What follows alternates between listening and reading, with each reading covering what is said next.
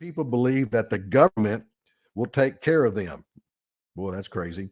And their medical expenses once they are on Medicare. But unfortunately, this is not the case. You need to be prepared for any and all of these costs during retirement.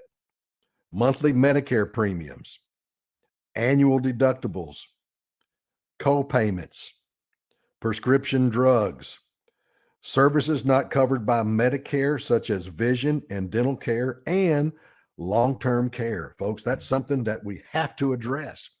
Did you know that 72 out of 100 people that are age 65 right now, between now and the time they pass away at age 65 today, 72 out of 100 are going to need some type of long term care coverage?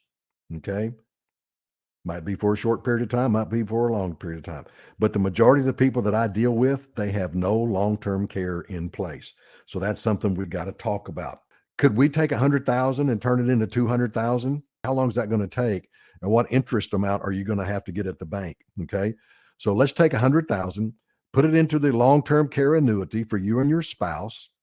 It's going to pay for you and your spouse if you have to go to a nursing home or long-term care facility, or it also includes home health care.